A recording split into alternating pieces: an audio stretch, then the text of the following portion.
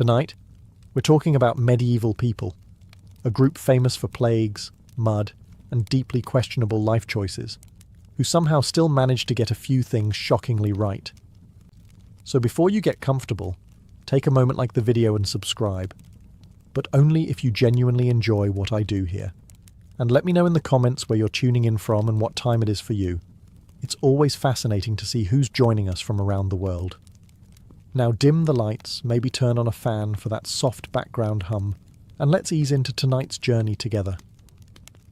One of the most shocking things about medieval society is not the plagues, the wars, or the medical advice that involved prayer and mild screaming. It's the fact that medieval people stopped working constantly, on purpose, and somehow civilization did not immediately collapse. Medieval Europe was overflowing with feast days, saints' days, holy days, local celebrations, seasonal festivals, days commemorating events nobody fully remembered, but everyone agreed were worth a day off. Work didn't slow down on these days. It ceased. Tools were put away. Fields were ignored. Productivity was gently escorted outside and told to think about what it had done. And the best part, no one felt guilty. No one whispered, "I should really be doing something right now." No one tried to turn rest into a side hustle. You didn't earn a feast day through burnout. You didn't justify it with a productivity app. The calendar said rest, so you rested. End of discussion.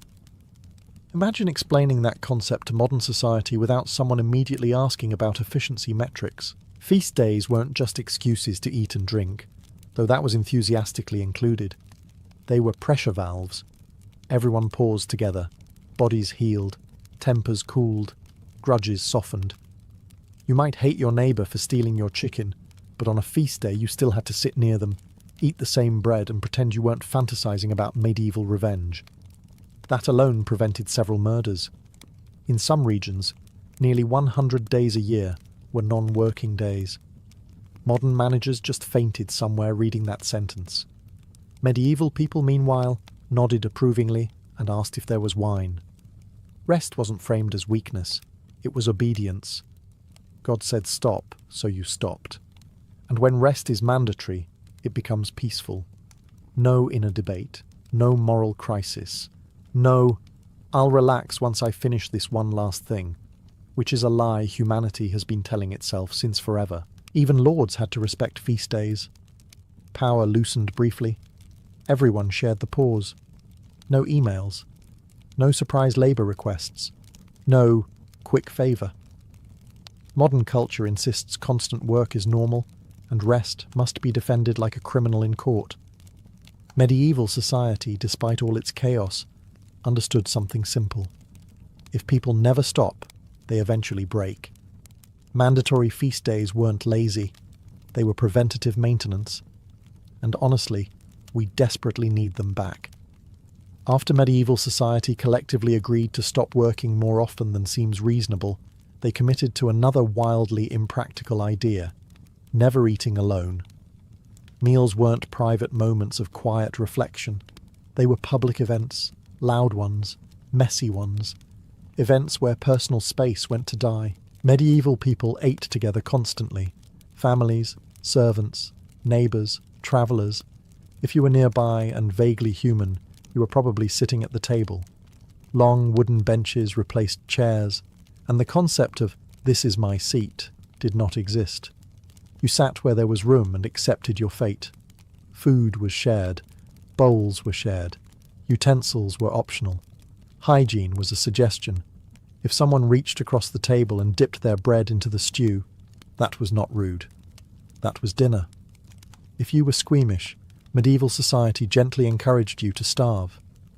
And yet, somehow this worked. Communal meals forced interaction. You couldn't disappear. You couldn't quietly avoid people you disliked. If you had a problem with someone, you had to face them across a table while chewing, which is one of the most humbling conflict resolution methods ever invented. Arguments happened in public. Apologies happened in public. Gossip spread efficiently and then died naturally, because everyone heard the story at the same time. No endless rehashing, no group chats spiraling out of control. One meal, one scandal, resolved by dessert. Compare that to modern life, where eating alone has become the default. People eat while staring at screens, headphones in, existing 3 inches from another human being, but emotionally on another planet. Medieval peasants would find this deeply unsettling. "Why are you eating in silence?" they'd ask. "Who are you angry at?" Communal eating also prevented isolation. If someone stopped showing up to meals, people noticed, immediately. There was no quiet disappearance. Loneliness couldn't hide because hunger has excellent attendance records. And yes, diseases spread. That happened. Medieval people accepted this as the price of community, much like modern people accept terrible posture as the price of smartphones. The medieval table was chaotic, loud, and deeply inefficient. But it created belonging. You were seen. You were fed. You were included whether you liked it or not. Modern society prides itself on independence. Medieval society prioritized presence. And honestly, the idea that you are not allowed to eat alone sometimes might be exactly what we need. After medieval people finished not working and then loudly eating together, they did something else that would absolutely break modern society. They slept incorrectly, or at least incorrectly by today's extremely anxious standards. Medieval sleep was split into 2 parts. First sleep happened shortly after nightfall. Then, sometime in the middle of the night, people naturally woke up, not in a panic, not reaching for their phones. They simply woke up, accepted it, and stayed awake for a while. This period was calm, quiet, reflective, and crucially, it was considered normal. During this waking interval, people prayed, talked, thought, or just sat by the fire staring into nothing, which medieval society somehow recognized as a legitimate activity. No one said, "This is insomnia." No one tried to fix it. There were no supplements, no sleep trackers, no advice that began with "experts say." After this pause, people went back to bed for second sleep, drifting off again until morning. The body wasn't fighting itself. The night wasn't treated as a problem to solve. It was a rhythm. Compare that to modern life, where waking up at night causes immediate existential dread. You glance at the clock. You calculate how many hours of sleep you're losing. You start negotiating with tomorrow. Medieval people woke up at the same hour and thought, the thinking time. This middle-of-the-night calm was often used for creativity, prayer, intimacy, or quiet reflection. It was a mental buffer zone between the chaos of the day and the obligations of morning. Modern society erased it in favor of artificial lighting, rigid schedules, and the belief that sleep must be uninterrupted, or it has failed. Medieval people didn't label themselves broken for waking up. They didn't catastrophize. They didn't spiral. They simply existed in the dark for a while, trusting their bodies to do what bodies had been doing for thousands of years. Even the language reflected this acceptance. People talked about first sleep and second sleep as separate, expected events. Waking wasn't an interruption. It was part of the plan. Today, we've replaced this gentle rhythm with anxiety and blue light. We demand 8 perfect hours, uninterrupted, every night, and act surprised when humans refuse to cooperate. Medieval society, for all its problems, understood something deeply unsettling to modern self-help culture. Sometimes waking up at night is not a flaw, it's just being human. After medieval society finished resting excessively, eating loudly, and sleeping in 2 inconvenient chunks, it developed an approach to social discipline that modern culture could never survive. Public ridicule with an expiration date. In a medieval village, if you behaved badly, everyone knew. Not eventually. Immediately. You couldn't hide. There were no burner accounts. No anonymous comments. No carefully worded apology statements. You messed up, and the entire village processed it together, usually in the same afternoon. This didn't mean constant cruelty. It meant something strangely efficient. People were teased, laughed at, mocked gently, or not so gently, and then it ended. There was no permanent archive, no algorithm preserving your worst moment forever. Once the laughter stopped, so did the punishment. Someone cheated a neighbour. Expect jokes. Someone acted arrogantly. Expect songs. Someone made a fool of themselves at the tavern. That story would travel faster than a plague rat, but only briefly. Tomorrow, there would be new news. Medieval memory had a short attention span, and honestly, that was a feature.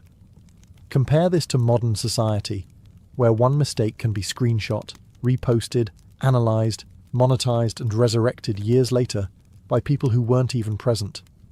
Medieval ridicule was face-to-face, proportional, and deeply uncomfortable in the moment, but mercifully finite. There was also accountability. You couldn't curate an image when everyone knew your actual behaviour. Reputation wasn't managed online, it was lived. If you apologised sincerely, people saw it. If you changed, they noticed. Redemption was possible because people were watching you in real time, not through filtered highlights. Even punishment reflected this logic. Stocks and pillories were designed to embarrass, not permanently destroy. The goal wasn't exile, it was reintegration. Humiliate, correct, move on. Brutal, sometimes. Effective, alarmingly. Modern outrage culture aims for permanent removal. Medieval ridicule aimed for behavioural adjustment. One wanted correction, the other wants erasure. And because ridicule happened in person, it required effort. You had to show up. You had to face the person. You had to risk being ridiculous yourself. This limited excess. People thought twice before mocking too harshly, because tomorrow it could be them. Medieval society understood something deeply inconvenient. Shame, when bounded and temporary, can be educational. Infinite shame is just cruelty with better branding. So no, we don't need medieval punishments back. But the idea that mistakes should have an end date, that might actually be progress.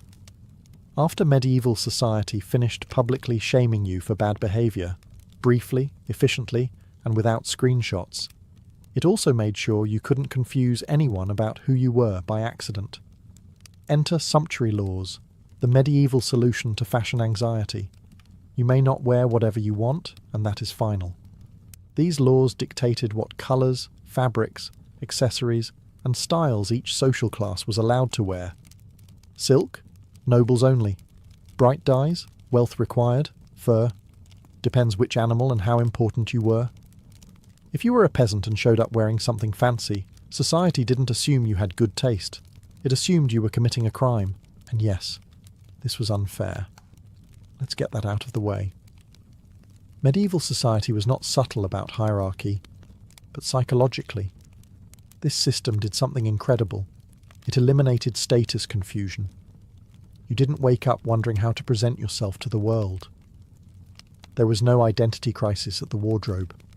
No panic about trends. No, does this say too much or not enough about me? Your clothes said exactly what they were supposed to say, whether you liked it or not. Modern society pretends it has freedom, but it replaced clear rules with invisible pressure. Medieval people knew where they stood. Today, people spend money trying to appear somewhere they aren't, while pretending that's self-expression. Sumptuary laws also killed one modern monster instantly: aspirational consumption. You couldn't dress above your station so you didn't bankrupt yourself trying. There was no fast fashion cycle convincing you that last season's tunic was embarrassing. Your clothes lasted years, sometimes decades. They were repaired, inherited, and respected. And perhaps most importantly, identity wasn't bought. It wasn't curated. It wasn't announced. It was assumed. Your worth didn't fluctuate with your outfit. Of course, nobles loved these laws because they protected exclusivity, but peasants benefited in strange ways too. There was no pretending, no social theatre. Everyone knew who was who, and expectations adjusted accordingly. Modern people would find this horrifying, and understandably so. But medieval society understood something uncomfortable. Unlimited choice does not always equal peace of mind. Strict dress codes weren't about fashion, they were about psychological clarity. And honestly, not having to think about what your clothes say every morning sounds like a luxury. After medieval society regulated your wardrobe and made sure you couldn't accidentally look richer than you were, it did something even more radical. It openly admitted that life was ridiculous. Not quietly, not ironically, loudly, visually, and sometimes with drawings of snails attacking knights. Medieval people did not pretend the world made perfect sense. They lived with death nearby, disease everywhere, and logic taking frequent days off. Instead of insisting on constant seriousness, they leaned into absurdity like it was a coping mechanism, because it was. If you open a medieval manuscript expecting solemn religious imagery, you're in for a surprise. Along the margins you'll find monkeys playing instruments, priests being mocked, knights losing fights to rabbits, and peasants doing things that absolutely did not need to be illustrated. This wasn't rebellion. This was acknowledgement. Life is strange. We see it. Let's laugh before it eats us. Humour wasn't optional in medieval society. It was survival gear. When existence is unstable, laughter becomes a pressure valve. Medieval people laughed at authority, at death, at themselves, and at the sheer unpredictability of being alive. They didn't wait for a comedy night. The comedy was built into the culture. Modern society, on the other hand, takes itself extremely seriously while pretending it doesn't. Everything must be optimized, explained, justified, and branded. Medieval people looked at chaos and said, yes, obviously. Pass the bread. Festivals amplified this mindset. During certain celebrations, rules loosened, roles reversed, peasants mocked nobles, fools became kings for a day. The social order was temporarily flipped upside down, not to destroy it, but to release pressure so it didn't crack permanently. Medieval people understood that if you never laugh at power, power eventually explodes. Even religion made room for absurdity. Carnivals existed alongside churches. Jokes lived next to prayers. Sacred and silly were not enemies. They were neighbours. This acceptance of absurdity created resilience. When bad things happened, people weren't shocked. They were disappointed, angry, grieving, but not surprised. The world had always been unreasonable. That expectation softened the blow. Modern life constantly promises control and perfection, then acts confused when neither arrives. Medieval people expected chaos and found joy anyway. Accepting that life is absurd didn't make them foolish. It made them durable. And honestly, that might be one medieval trend worth reviving immediately.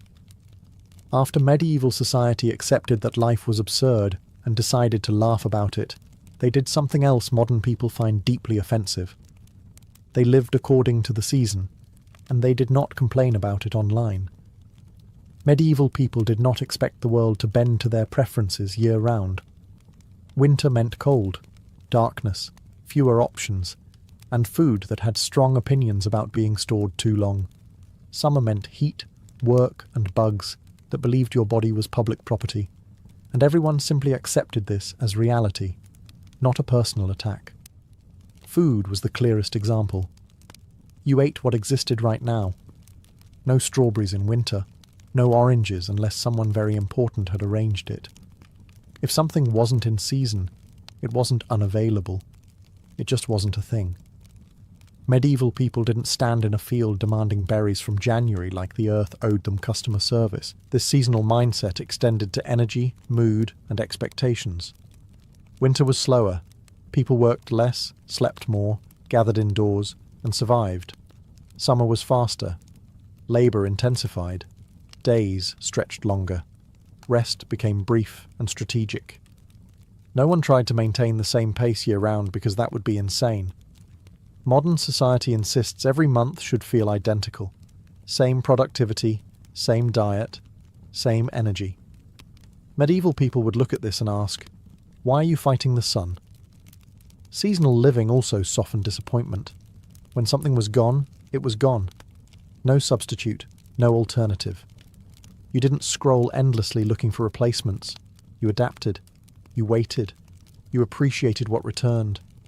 This rhythm created anticipation. Certain foods mattered more because they were rare. Certain moments felt special because they didn't last. Modern abundance erased that feeling and replaced it with mild dissatisfaction at all times. Even emotionally, medieval people expected fluctuation.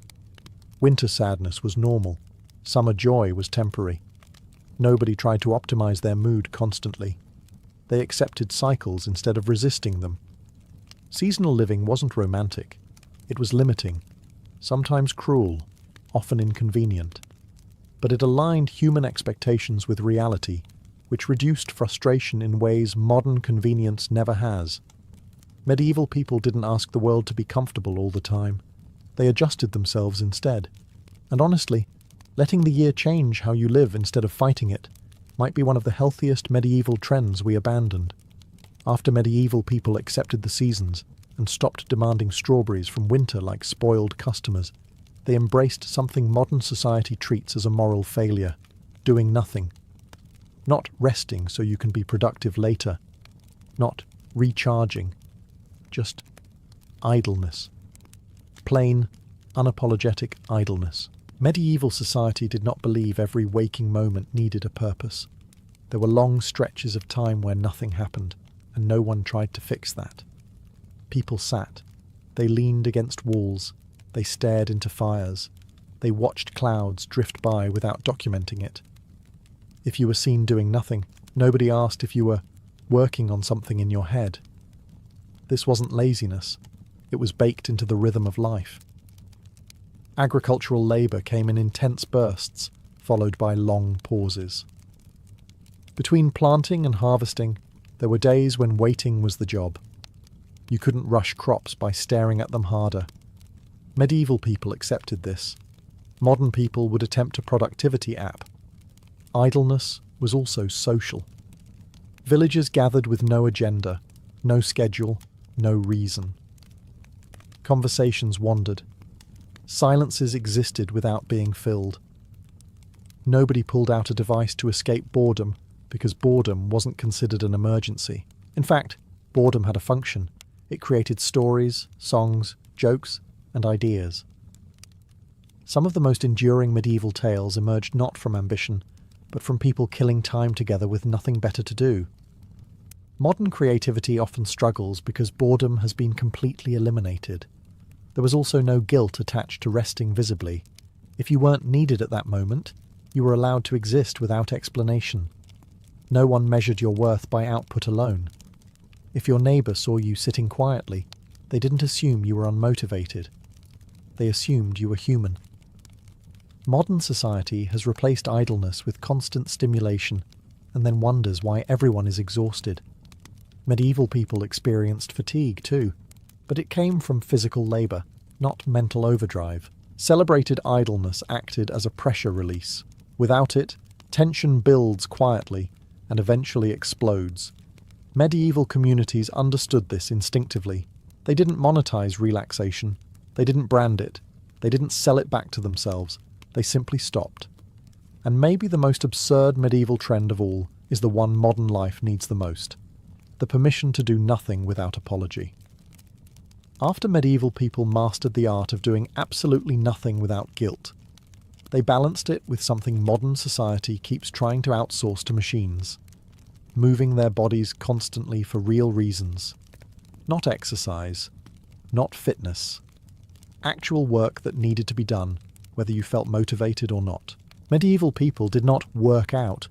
There was no concept of jogging for fun or lifting heavy objects repeatedly without a practical outcome. If you lifted something heavy, it was because it needed to be moved. If you walked long distances, it was because there was somewhere you had to go. If you were tired at the end of the day, congratulations, the system was functioning correctly. Physical labour acted as therapy without anyone calling it that. Stress didn't accumulate silently in the body. It was burned off chopping wood, carrying water, digging soil, or hauling something heavier than it had any right to be. There was no time to overthink when your arms were already screaming. Modern society has reversed this completely. We sit still all day and then attempt to simulate medieval labour in climate-controlled rooms while staring at mirrors. Medieval people would find this deeply confusing. "Why are you lifting the same stone repeatedly?" they'd ask. Is the stone cursed? Physical work also anchored people in reality. You knew what you had accomplished because you could see it. A field cleared, a fence repaired, a load carried. Progress was tangible. No abstract metrics, no performance reviews, no wondering whether your effort mattered. If something existed at the end of the day, it mattered. This constant movement also regulated sleep, appetite, and mood naturally. When your body is genuinely tired, it sleeps. When it's hungry, you eat. When it's satisfied, it rests. Medieval people didn't need reminders to listen to their bodies. Their bodies made themselves very clear. Of course, the work was hard, sometimes brutal. Bodies broke down. Medieval life was not a wellness retreat. But modern society has discovered something worse. Exhaustion without movement, mental fatigue without physical release, stress trapped in a body that barely gets to move. Medieval labour wasn't efficient, it wasn't optimised, it wasn't gentle. But it provided something modern life struggles to replicate, a direct relationship between effort and relief. You worked, you were tired, you slept. No interpretation required. And maybe that's why medieval people, despite everything, often slept better than we do. After medieval people finished exhausting their bodies through honest labour and sleeping like rocks, they handled disagreements in a way that would immediately terrify modern society. Out loud, in public, and with witnesses. Medieval arguments did not happen quietly in private messages. They happened in taverns, marketplaces, churchyards, and village squares, places where everyone could hear you, judge you, and remember your worst phrasing forever. If you were angry, the entire community knew about it before lunch. And strangely, this worked. Public debate meant accountability. You couldn't carefully curate your words after the fact. You couldn't edit, delete, or reframe your argument once it left your mouth. If you said something foolish, people reacted immediately. Laughter, groans, or the sudden silence of collective disappointment did the moderating for you. Disagreements were loud, emotional, and sometimes theatrical. Gestures were involved. Voices rose. Someone probably spilled a drink. But crucially, once the argument ended, it was over. There was no endless replay, no passive-aggressive follow-up. No one lay awake at night rereading messages that didn't exist. Because arguments happened face-to-face, they also required courage. You had to stand in front of the person you disagreed with. You had to see their expression. You had to feel the social weight of your words. This alone filtered out a shocking amount of cruelty. Modern conflict is sanitized and therefore endless. Medieval conflict was messy but finite. People argued, resolved, drank, and moved on. You might still dislike someone, but you weren't trapped in a perpetual state of unresolved tension fueled by silence. Public debate also strengthened communal norms. The village collectively decided what behaviour crossed a line. No algorithms, no anonymous outrage. Just human judgment, delivered immediately and sometimes brutally. And because everyone was present, power dynamics were visible. A noble yelling at a peasant looked different in front of witnesses. Abuse had an audience. That mattered. Of course, this system wasn't perfect. Sometimes it escalated. Sometimes fists replaced words. Medieval society was not a conflict resolution seminar, but it understood something modern culture has forgotten. Arguments need an ending. When conflict is embodied, it resolves faster. When it's abstract, it metastasizes. Medieval people argued loudly so they wouldn't argue forever. And honestly, the idea that disagreements should happen in daylight, not behind screens, might be one of their healthiest habits. After medieval people finished arguing loudly in public and then immediately moving on with their lives, they lived under a concept modern society finds deeply uncomfortable. Everyone noticed everything. Privacy existed, but only in theory. In practice, medieval villages operated like a small room with no doors and excellent acoustics. If you were doing well, people knew. If you were struggling, people knew. If you tried to quietly fall apart in the corner, the village gently refused to let you. Community responsibility wasn't optional or sentimental. It was practical. Survival depended on it. If someone didn't show up to work, didn't eat, or didn't leave their house for a few days, It wasn't considered their personal business. It was considered a problem that needed immediate attention, preferably before it affected the harvest. This constant visibility meant isolation was rare. Loneliness had very few places to hide. If you were sick, neighbours noticed. If you were grieving, they showed up. If you were spiralling, someone intervened, not with a carefully worded message, but by physically appearing in your space with food, advice, or unsolicited opinions. Was this intrusive? Absolutely. Medieval people would wander into your home unannounced and comment on your life choices with alarming confidence. But they also wouldn't let you quietly disappear. Neglect was harder. Abandonment required effort. Modern society has perfected the art of being surrounded by people who know nothing about you. Medieval society did the opposite. Everyone knew too much. And strangely, that created safety nets modern systems still struggle to replicate. Community responsibility also meant shared consequences. If one person failed, the village suffered. That created a culture of mutual investment. You didn't help because you were virtuous. You helped because someday you would need help too. And the village had a long memory. There was no outsourcing care entirely to institutions. No assumption that someone else would handle it. Responsibility was local, immediate, and unavoidable. Of course, this system had downsides. Gossip flourished. Judgment was constant. Individual freedom was limited. Medieval people paid for belonging with autonomy. But modern society flipped the equation completely. Maximum autonomy, minimum belonging. And now everyone is shocked that people feel alone. Medieval people understood something quietly radical. Humans are not meant to be invisible to each other. Being seen all the time was exhausting. But being unseen all the time is worse. And maybe the medieval insistence that we are responsible for one another is a trend worth revisiting. Carefully, selectively, and with fewer uninvited opinions. After medieval society made sure everyone was deeply involved in everyone else's business at all times, it occasionally decided the best solution was to abandon logic completely and throw a festival. Not a tasteful one, not a themed one, a deeply confusing one. Medieval celebrations often made no sense on purpose. There were festivals where peasants dressed as nobles, nobles were mocked openly, fools were crowned kings for the day, and authority politely stepped aside while chaos borrowed the throne. These events weren't accidents. They were scheduled releases of social pressure. Take the Feast of Fools. Clergy dressed ridiculously. Rules dissolved. Mock sermons were delivered. Sacred spaces temporarily became playgrounds for satire.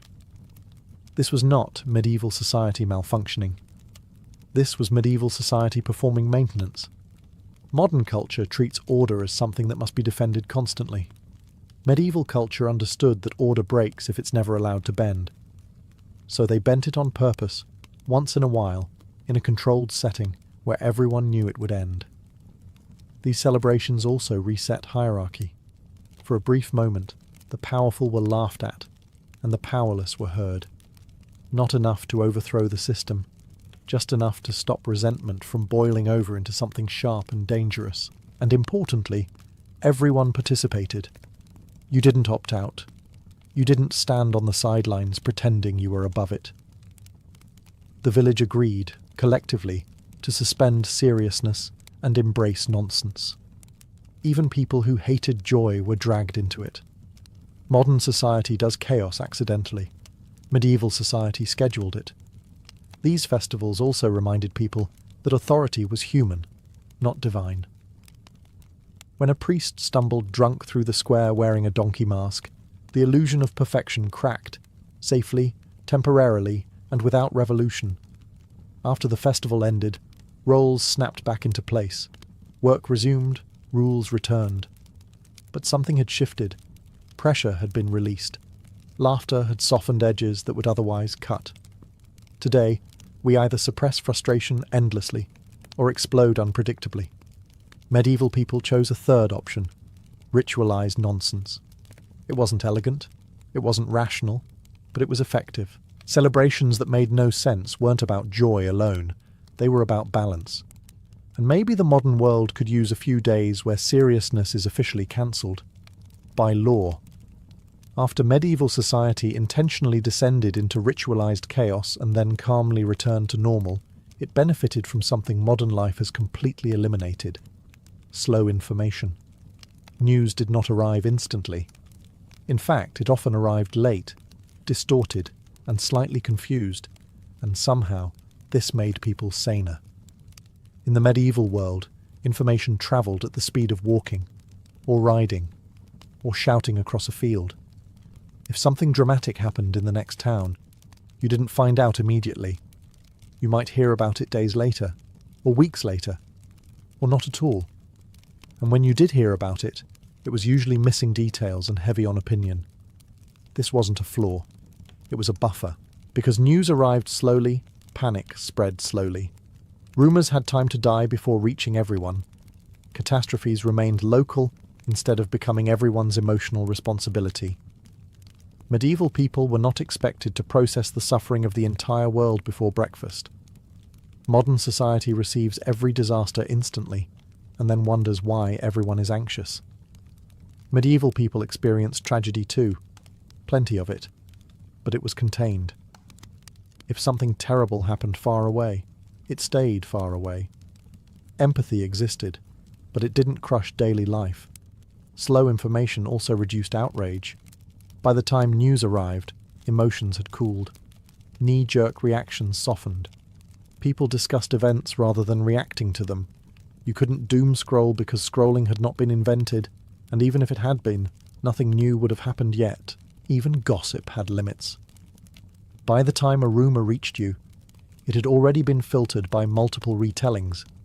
The truly ridiculous details often fell away, leaving behind something less explosive and more manageable. Medieval people were not ignorant. They were selective by necessity. Their attention was local. Their concerns were immediate. They focused on what they could actually influence instead of being constantly outraged by events beyond their control. Modern society calls this being uninformed. Medieval society called it survival. There was also less pressure to have an opinion instantly. You didn't need a hot take. You didn't need to respond. Silence was normal. Reflection happened naturally because information arrived slowly enough to allow it.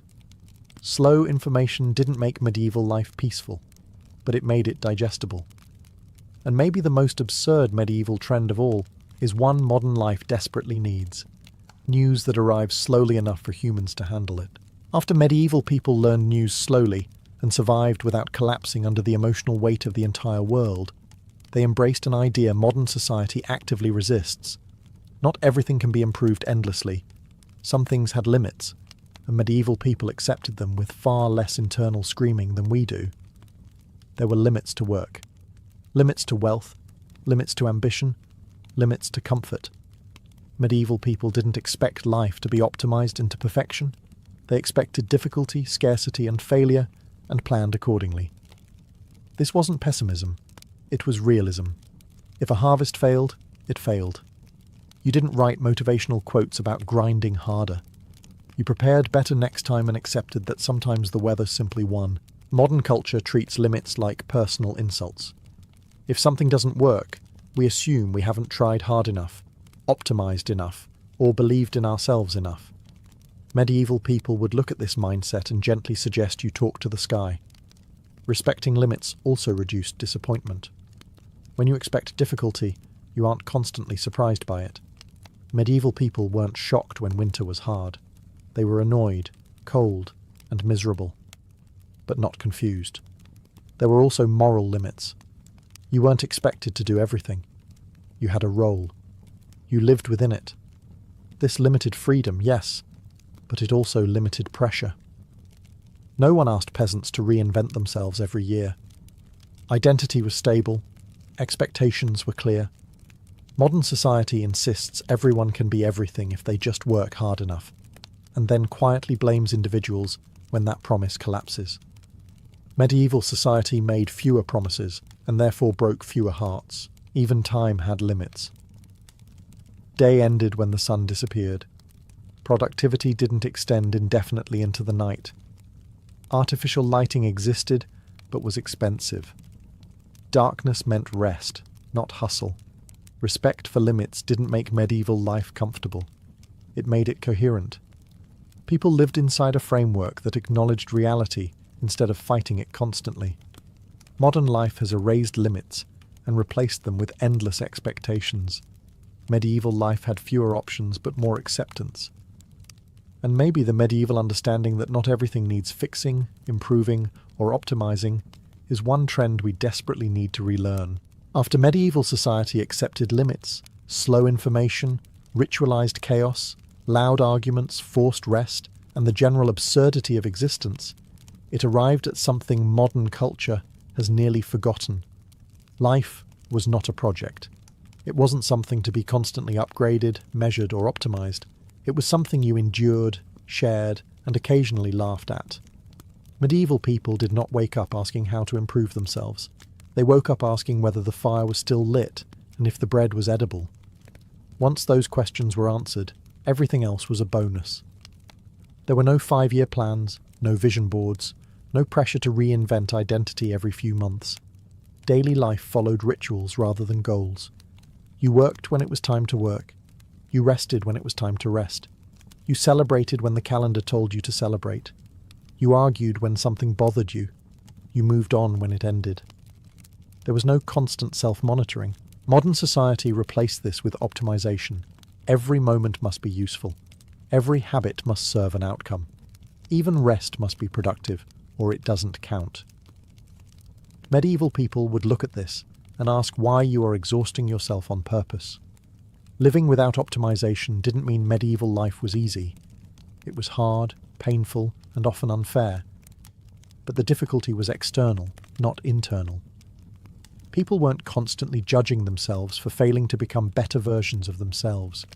They were just surviving within a world that made no promises. This created resilience. When life wasn't expected to improve endlessly, setbacks didn't feel like personal failures. They felt like life being life. There was dignity and endurance rather than transformation. Medieval people measured success simply: did we eat? Did we survive? Did we laugh today? If the answer was yes, the day had value. Modern culture insists meaning must be constructed through achievement. Medieval culture allowed meaning to emerge through participation. No dashboards, no metrics, no constant improvement plans. Just cycles of effort, rest, community, and absurdity. And maybe the most absurd medieval trend of all, the one that truly needs to come back, is the idea that life does not need to be optimized to be worth living. In the ancient world, sport was never a harmless way to kill an afternoon.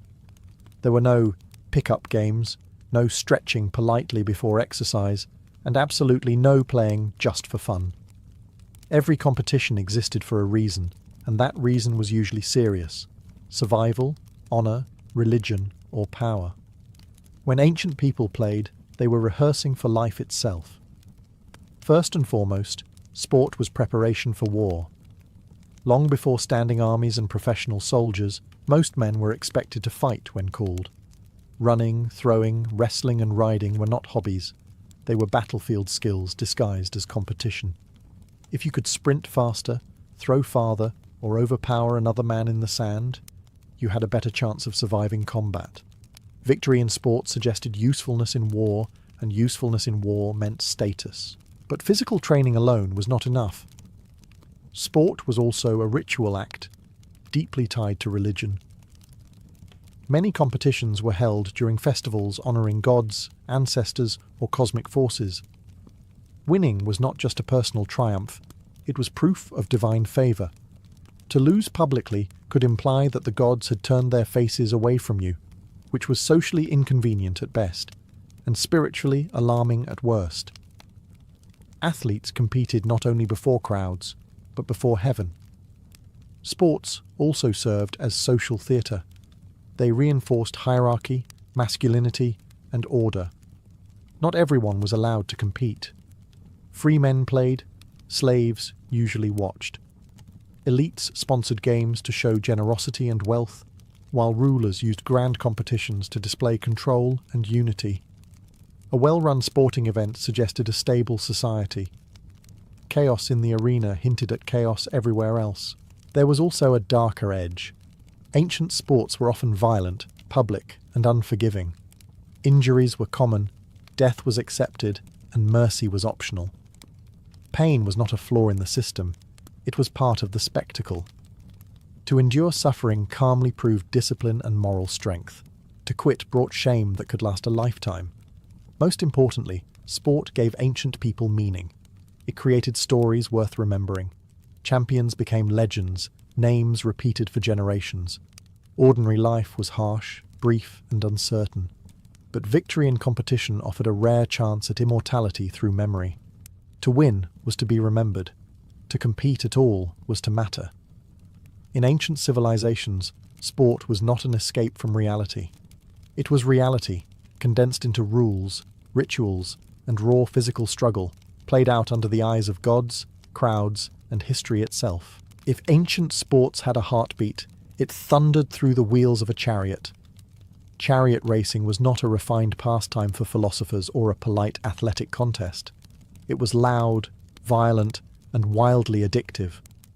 Across the ancient Mediterranean and Near East, nothing drew crowds like the promise of horses sprinting at lethal speed around narrow tracks, pulled inches from disaster by a driver with very little protection and even less margin for error. At its core, chariot racing was a test of control. Horses were powerful, nervous animals, easily panicked by noise and motion. Steering them at full speed through tight turns required nerve bordering on recklessness. Crashes were common, spectacular, and often fatal. When chariots tangled, drivers could be dragged beneath hooves or crushed under splintering wheels. The crowd did not leave in disgust. They leaned forward. This danger was precisely the point. Chariot racing turned risk into entertainment and courage into currency. A successful driver earned fame far beyond what most soldiers or craftsmen could dream of. Some racers became celebrities, their names shouted by thousands, their victories tracked obsessively by fans who supported teams with the enthusiasm of modern sports ultras. Loyalty to a racing faction could define a person's social identity, yet the drivers themselves often came from the lowest rungs of society. Many were enslaved or freedmen, men whose bodies were valuable, but whose lives were considered expendable. This contradiction sat comfortably with ancient audiences. Glory could be borrowed, even if humanity could not. When a driver died, another quickly took his place, reins in hand, fate pending. Politically, chariot racing was a useful pressure valve. Massive crowds gathered regularly, emotions ran high, and rulers paid close attention. The racetrack became one of the few spaces where ordinary people could voice approval or outrage directly, sometimes shouting demands at officials while the races paused. A happy crowd was manageable. An angry one could be dangerous. Chariot racing blended speed, spectacle, social tension, and ritualized violence into a perfect storm of mass entertainment. It offered danger without war, victory without conquest, and heroes who might not survive the afternoon. For ancient societies, that balance was irresistible. While chariot racing thrilled the masses with chaos and death, the Greeks pursued something far more controlled and arguably more obsessive: perfection. The ancient Olympic Games were not designed to entertain the crowd first and foremost. They were designed to honor the gods, especially Zeus, by displaying the ideal human body pushed to its absolute limits. To the ancient Greeks, athletic competition was a form of worship. Strength, speed, balance, and endurance were seen as reflections of cosmic order. A well-trained body suggested moral discipline, self-control, and harmony between mind and flesh. This is why athletes competed naked. Clothing would hide flaws, and flaws mattered. The body itself was the offering. The events were deceptively simple: running, wrestling, boxing, pancration, and throwing contests. No elaborate equipment, no safety padding, no mercy rounds. Victory depended on raw physical ability and relentless training. Athletes prepared for years, often under brutal regimens that included restricted diets, repetitive drills, and constant supervision. Pain was not an obstacle. It was proof that training was working. Unlike many other ancient sports, Olympic competitors were free Greek men, not slaves. Participation alone was an honour, and winners gained lifelong prestige.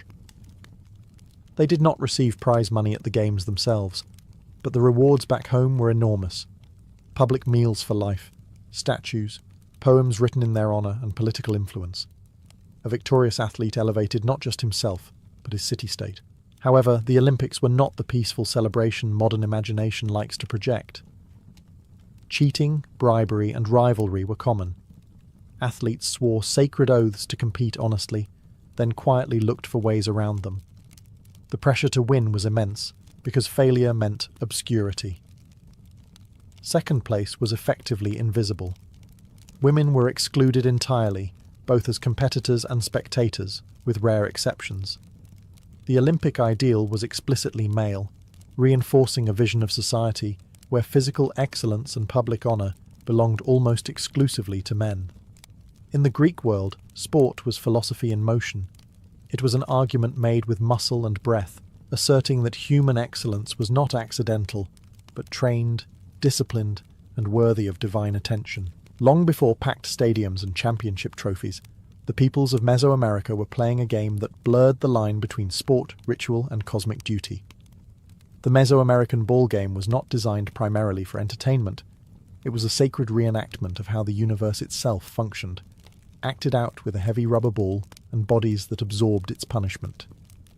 The game was played across centuries by different cultures, including the Maya and the Aztec, on stone courts shaped like elongated corridors. Players used their hips, thighs, and shoulders to keep the solid rubber ball in motion, a task that was far more painful than it sounds. The ball could weigh several kilograms, and repeated impacts left deep bruises and broken bones. Protective gear existed, but it was limited and symbolic rather than comfortable. At a symbolic level, the ball represented celestial bodies, often the sun or planets moving through the sky. The court itself mirrored the boundary between worlds, the space between life and death. Every match was a ritual struggle to keep cosmic order intact. If the ball stopped, metaphorically speaking, the universe could fall apart. That was the idea, at least. Victory and defeat carried consequences far beyond pride. In some ceremonial games, players, captives, or entire teams could be sacrificed afterward. Contrary to popular myth, it was not always the losers who died, nor always the winners. Sacrifice was considered an honour, a direct offering to the gods. From a modern perspective, this is unsettling. From an ancient one, it was logical. What better gift could you give the divine than excellence followed by blood? The ball game also reinforced political power. Rulers sponsored courts, hosted matches, and used the spectacle to legitimize their authority. A successful game implied divine approval of the ruling class. A failed one could be interpreted as a bad omen. The stakes were cosmic, but the messaging was political. Unlike Greek athletics, the Mesoamerican ball game was not about perfect bodies or individual fame. It was about duty, endurance, and submission to a universe that demanded balance. Pain was expected, death was acceptable, and sport, once again, was not an escape from reality, but a ritual that explained why reality was so unforgiving. In ancient Egypt, sport existed within a worldview obsessed with balance, order, and control. Wrestling, one of the oldest documented sports in human history, fit perfectly into this mindset. Scenes carved into tomb walls and painted on temple reliefs show wrestlers locked in grips, throws frozen in stone, bodies tense but composed. These images were not decorative. They were statements about how the world was supposed to function. Egyptian wrestling was structured, technical, and surprisingly sophisticated. Matches followed recognizable rules, with a clear progression of holds, counters, and throws. This was not a chaotic brawl. It was controlled violence, meant to demonstrate mastery over the body and, symbolically, over disorder itself. To wrestle well was to embody Ma'at, the cosmic principle of harmony that underpinned Egyptian religion and kingship. The wrestlers themselves were often soldiers or men in physical training for military service. Wrestling built strength, balance, and endurance, all essential for combat. But unlike battlefield fighting, wrestling emphasized restraint. The goal was domination, not destruction. Breaking your opponent was less important than proving you could control him. This distinction mattered deeply in Egyptian society. Power was meant to be exercised calmly, visibly, and with purpose. The pharaoh ruled not by constant violence, but by maintaining balance between chaos and stability. Wrestling mirrored this philosophy perfectly. Two men struggled, but within limits. Order always returned at the end. Wrestling also carried ritual significance beyond training. Tomb paintings suggest that athletic skill followed a person into the afterlife. To depict oneself wrestling was to claim eternal vitality, readiness, and worthiness before the gods. The dead, after all, were expected to be judged, weighed, and tested. A strong body symbolized a prepared soul. Unlike Greek athletics, Egyptian sport did not glorify individual fame. Wrestlers did not become celebrities, and victories were not immortalized with poems or statues. The emphasis was collective and symbolic. Skill served the state, the gods, and the eternal order, not personal legacy. In Egyptian civilization, sport was not about pushing limits recklessly or courting danger for spectacle. It was about discipline. Wrestling taught that strength without control was useless, and that true power revealed itself through balance, technique, and calm dominance. If Greek sport worshipped perfection and Egyptian sport worshipped order, Roman sport embraced something far more unsettling: domination through spectacle. Gladiatorial combat was not officially called a sport in the modern sense, but it functioned exactly like one. It had rules, training schools, fan loyalty, statistics, and stars. What separated it from other athletic contests was the ever-present possibility of death, carefully staged for maximum emotional impact. The Roman gladiatorial games were born from funerary rituals meant to honor the dead with blood. Over time, they evolved into mass entertainment funded by elites and emperors who understood one simple truth: nothing distracted the public quite like violence with structure. Gladiators trained intensely, learning specific fighting styles, weapons, and movements. These were not random brawls. They were rehearsed encounters designed to look chaotic while remaining legible to the crowd. Most gladiators were enslaved men, criminals, or prisoners of war, though some free men volunteered, usually driven by debt or desperation. Once inside the gladiator school, they were transformed into valuable assets. Owners fed them well, trained them carefully, and discouraged pointless death. A dead gladiator was a financial loss. A wounded but victorious one was an investment paying off. This created a strange contradiction. Gladiators were socially despised, yet wildly adored.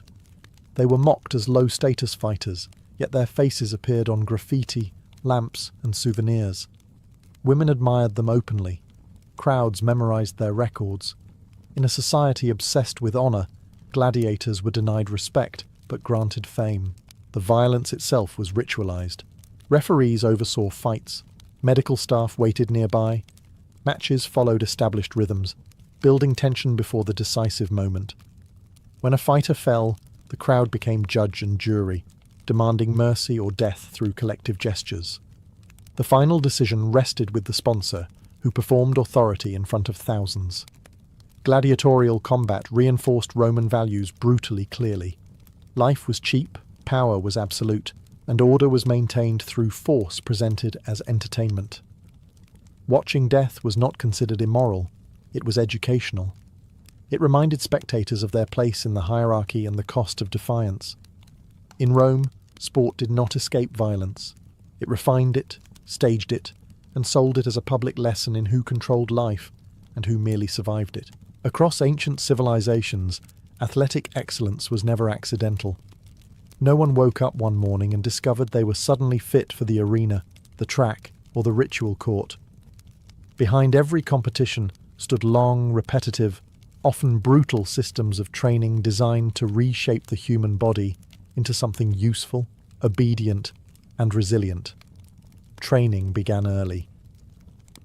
In many societies, boys were introduced to physical discipline almost as soon as they could walk properly.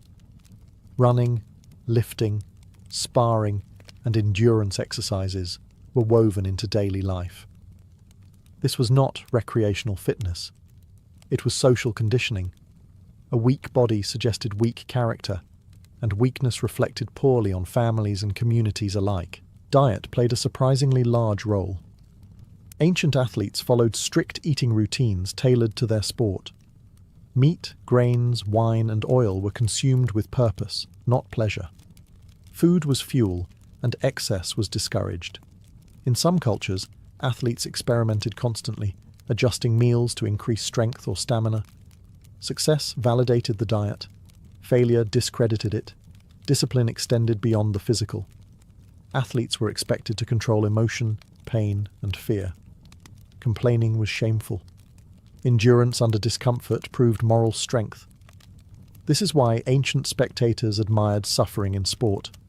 Pain demonstrated commitment, not failure. To endure quietly was to show worth.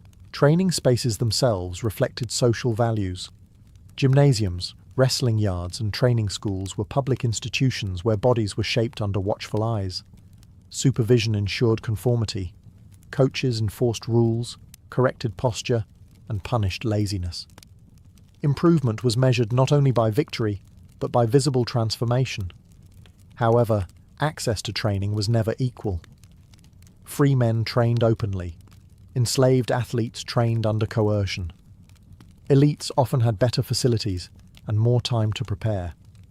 Athletic systems reproduced inequality while pretending to reward merit. Strength was praised, but opportunity was controlled. Athletic discipline also crossed into morality. Self-control in sport was believed to translate into self-control in civic life. A man who mastered his body could be trusted to obey laws, fight wars, and respect authority. Physical training became a tool for producing compliant citizens. In the ancient world, sport did not simply reveal who was strong. It manufactured strength according to social needs. Athletes were built, not born, and their bodies carried the values, anxieties, and power structures of the civilizations that trained them. For all their obsession with bodies, strength, and competition, ancient sports cultures were remarkably selective about who was allowed to participate.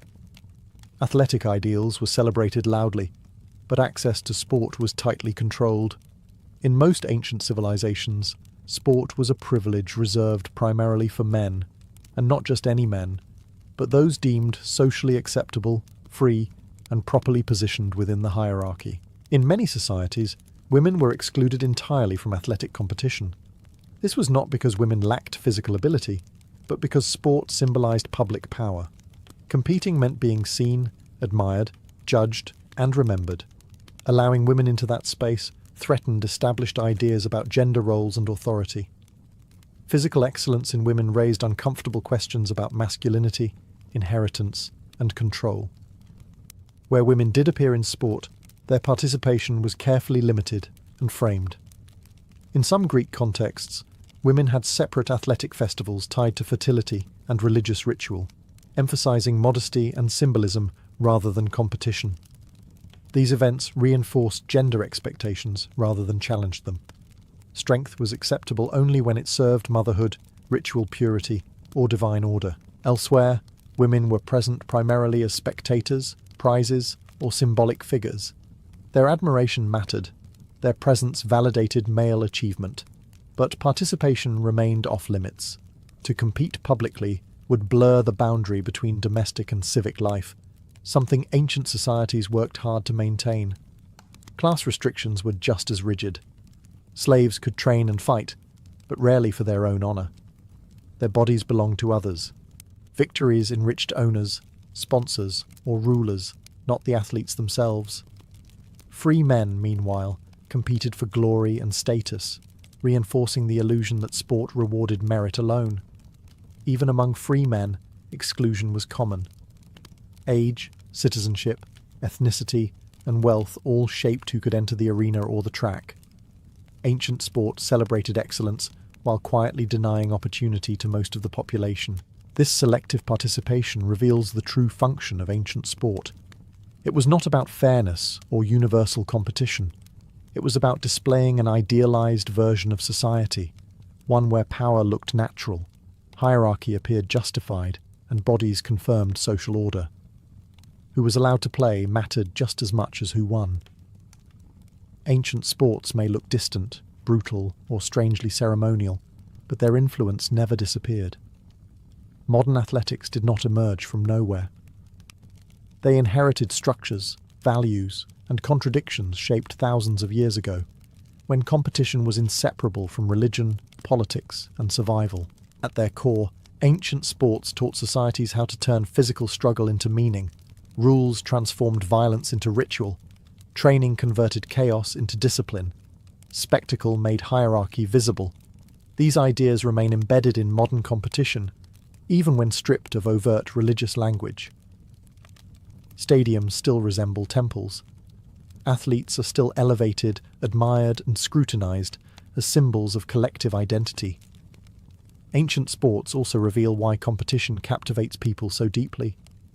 They created shared emotional experiences, moments when entire communities watched the same bodies strain, fail, or triumph. Victory still offers temporary escape from ordinary life, just as it did in antiquity. Defeat still carries shame, disappointment, and narrative weight. The emotional mechanics have not changed. The darker aspects matter too. Ancient sports remind us that entertainment has always flirted with cruelty. The line between admiration and exploitation has never been clean. Bodies are still pushed beyond healthy limits. Pain is still normalized when it produces spectacle. The ancient world was simply more honest about the cost. Studying these early competitions also forces uncomfortable questions. Who gets to compete? Who benefits from victory? Who risks everything while others profit? Ancient sports exposed these dynamics openly. Modern systems often hide them behind contracts, branding, and polite language. Most importantly, ancient sports show that competition is a cultural mirror. Every civilization designs its games to reflect what it values. Greeks pursued harmony and excellence. Romans displayed power and control. Mesoamerican societies reenacted cosmic struggle. Egyptians reinforced balance and order. Each game told a story about how the world worked, or how people wished it did. Ancient sports mattered because they explained life in motion. They taught people who they were, where they stood, and what was expected of them. That lesson never stopped. It only changed uniforms. Long before four presidential faces stared out across the plains, the granite peak known today as Mount Rushmore was already heavy with meaning. To the Lakota people, it was part of the Black Hills, a sacred landscape woven into origin stories, burial grounds, and spiritual identity. To the United States in the early 20th century, however, the mountain represented something very different: opportunity. By the 1920s, America was hungry for symbols. The nation had emerged from World War I with confidence, industrial power, and a growing desire to define its place in history. The Western states, eager for recognition and tourism, wanted monuments that could compete with Europe's cathedrals and ruins. South Dakota, remote and economically fragile, needed attention. A mountain-sized idea seemed like the solution. The concept was simple, at least on paper. Carve something so enormous, so unmistakably American, that people would have no choice but to notice.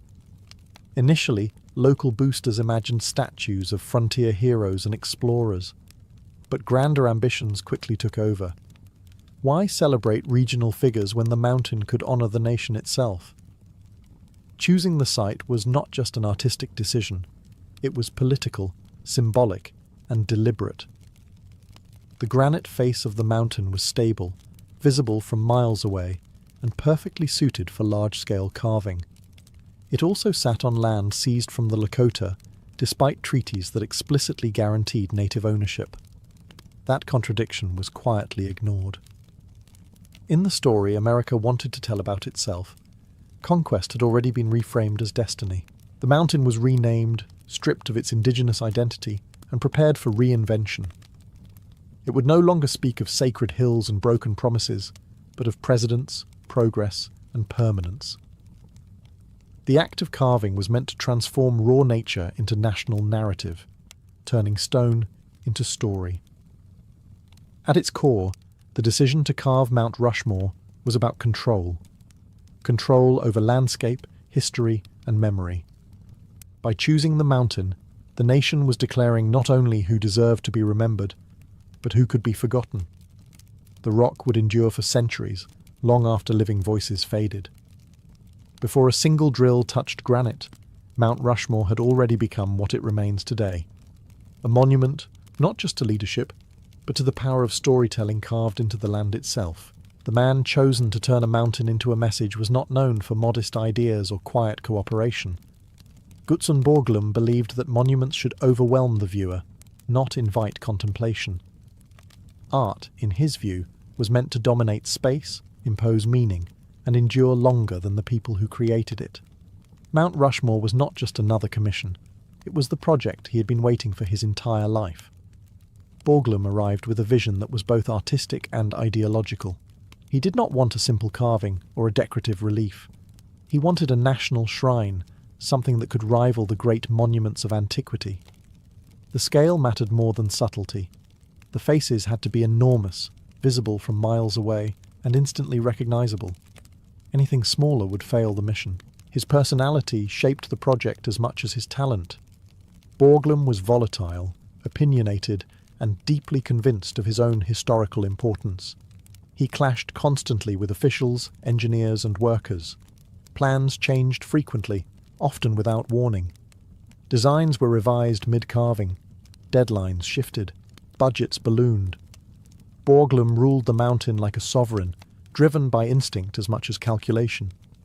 Yet his intensity also fueled progress. Borglum understood spectacle. He knew that a monument of this size needed drama to survive politically and financially. He courted publicity relentlessly, giving interviews, staging photo opportunities, and framing the project as a patriotic necessity. Mount Rushmore was not just being carved, it was being sold to the American public as a symbol of unity and greatness. His vision extended beyond the faces themselves. Borglum imagined inscriptions, chambers, and historical records carved into the mountain, turning it into a literal archive of the nation. Many of these ideas were never completed, but they reveal how seriously he took the project's symbolic role. This was not art for art's sake. It was art as national narrative. Borglum's flaws were undeniable. His ego complicated collaboration, and his worldview left little room for dissent or alternative perspectives. Indigenous objections were dismissed. Labour concerns were secondary. What mattered was the monument's completion and the story it would tell. In Borglum's hands, Mount Rushmore became an expression of willpower, not just the nation's, but his own. The mountain was no longer merely stone. It was a canvas for ambition on a scale rarely attempted, and even more rarely completed. While presidents would eventually dominate the granite face, it was ordinary men who risked their lives to make Mount Rushmore real. The project relied on hundreds of workers, many of them local miners, quarrymen and labourers, who were accustomed to danger, but unprepared for the scale of what awaited them. Every working day meant climbing sheer rock faces, dangling from ropes, and trusting explosives not to misfire. The worksite itself was hostile. There were no paved roads to the summit in the early years, no elevators, and no modern safety systems. Workers ascended the mountain using wooden ladders and primitive winches, hauling tools and supplies with them. Once in position, they drilled into solid granite by hand, inserting dynamite charges with extreme precision. One mistake could mean death, not just for the man placing the charge, but for everyone nearby. Remarkably, despite the constant danger, no worker was officially killed during the carving. This fact is often repeated with pride, but it masks the reality of countless injuries, close calls, and long-term health damage. Flying rock shards caused cuts and broken bones. Repeated exposure to granite dust damaged lungs. Hearing loss was common. Survival often depended more on luck than design. Most workers were paid modest wages, steady but unremarkable. In the shadow of the Great Depression, however, this mattered. Mount Rushmore became a rare source of reliable employment at a time when jobs were scarce and desperation widespread. For many families, the mountain quite literally put food on the table. That economic reality softened public criticism and kept local support strong. The labour force developed its own culture. Men joked about danger, nicknamed risky positions, and formed tight bonds born of shared fear. Trust was essential. When a worker was lowered over the edge of the mountain in a bosun's chair, he relied entirely on the men above to hold the rope steady. Every task required cooperation, even as individual names faded into anonymity. What makes the labour history of Mount Rushmore striking is how invisible it became. The monument celebrates leadership, vision, and national ideals, but rarely acknowledges the physical cost paid by those who carved it. Their skill turned abstract ambition into solid form. Behind every smooth presidential profile lies thousands of hours of manual labour, performed by men whose own stories were never carved into stone, yet without whom the mountain would still be silent granite. Deciding to carve a mountain was bold. Deciding whose faces would define it was far more consequential. The selection of 4 presidents was not a neutral act of historical appreciation. It was a deliberate attempt to tell a specific story about the United States, one that emphasized continuity, strength, and expansion, while smoothing over conflict and contradiction. The figures chosen were meant to represent a narrative arc. George Washington symbolized the nation's birth, the idea that independence and leadership were inseparable. His inclusion was never in doubt. Thomas Jefferson followed as the embodiment of growth and intellectual foundation, a nod to the expansion of territory and ideals. Theodore Roosevelt represented modern power, industry, and America's emergence onto the global stage. Abraham Lincoln completed the quartet, symbolizing unity preserved through sacrifice. Together, these faces created a clean, confident version of history. It was a story of progress driven by strong men making hard decisions. What it did not show were the costs of those decisions. The displacement of indigenous nations, the contradictions of liberty alongside slavery, or the violence that accompanied expansion. Those complexities did not fit neatly into granite. The choices also reflected the political mood of the early 20th century. America was presenting itself as stable, righteous, and inevitable. The monument reassured viewers that the nation had always been guided by wise leadership, even during its darkest moments. By freezing these men in stone, history was made to feel settled, resolved, and beyond debate. Alternative suggestions were dismissed. Women were never seriously considered. Indigenous leaders were excluded entirely, despite the monument's location on native land. Even other presidents were passed over if they complicated the narrative or lacked broad appeal. The goal was not comprehensive history. It was symbolic clarity. In this way, Mount Rushmore functioned less as a memorial and more as a textbook carved into rock. It taught visitors what to admire and whom to credit. The mountain became a tool of national storytelling, presenting memory as permanence and interpretation as fact. The faces chosen still stare outward today, confident and monumental. But their selection reveals as much about the era that carved them as about the men themselves. Beneath the patriotic language surrounding Mount Rushmore lies a quieter, unresolved story. The land itself was never meant to belong to the United States. The mountain stands within the Black Hills, a landscape sacred to the Lakota for generations. Long before any drills or dynamite arrived, these hills were central to Lakota spiritual life, tied to origin stories, vision quests, and burial grounds. The stone was not empty. It was alive with meaning. In 1868, the United States formally recognized this significance through the Fort Laramie Treaty, which guaranteed the Black Hills to the Lakota in perpetuity. That promise lasted until gold was discovered. Almost overnight, the treaty became inconvenient.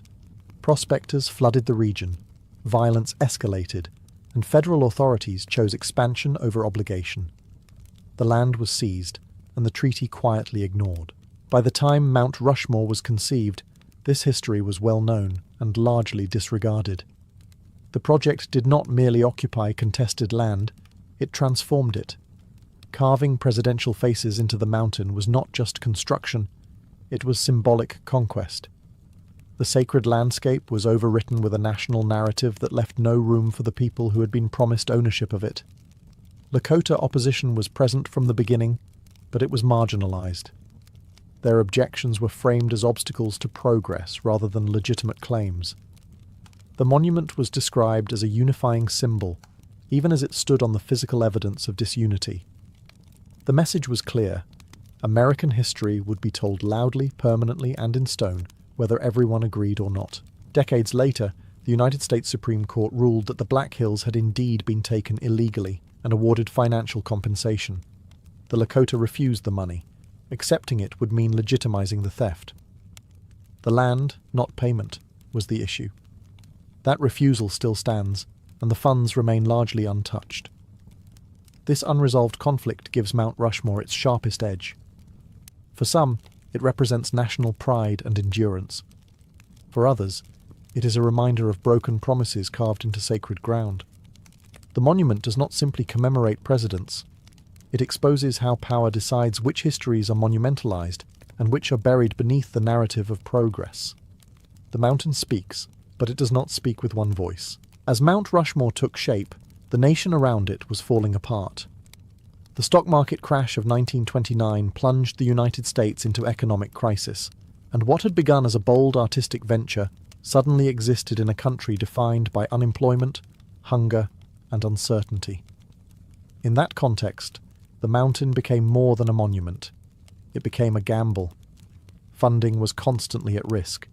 Public money was scarce. Political patience thinner still. Critics questioned the morality of carving presidents into granite, while families struggled to survive. Supporters argued the opposite, that Mount Rushmore provided jobs, hope, and a visible reminder that the nation was still capable of greatness. Both sides were right. For workers, the project became a lifeline. During the worst years of the Depression, steady employment of any kind was rare. Mount Rushmore offered regular wages, even if modest, and a sense of purpose at a time when dignity was hard to find. The mountain did not solve poverty, but it delayed despair for hundreds of families in the region. Politically, the monument fit neatly into the broader push for national morale. Leaders understood the psychological power of large projects. Public works signaled resilience. They told citizens that the country was still moving forward, still building, still believing in itself. Mount Rushmore's imagery reinforced that message. Strong faces, calm expressions. Leaders who had supposedly guided the nation through earlier crises now looked down over another. This symbolism was not accidental. Supporters framed the project as patriotic duty. To abandon it would suggest weakness. To finish it would prove endurance. Each carved feature became an argument that the United States, like granite, could withstand pressure. Still, compromises were made. Borglum's grander visions were scaled back. Decorative inscriptions and additional carvings were abandoned to save money. The mountain that emerged was impressive, but incomplete compared to its creator's ambitions. Survival mattered more than perfection. By the time work resumed consistently, the monument had taken on a new role. It was no longer just about honoring presidents. It was about survival through crisis.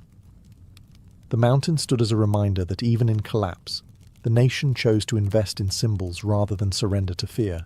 Mount Rushmore endured the Depression, not by ignoring it, but by absorbing its meaning.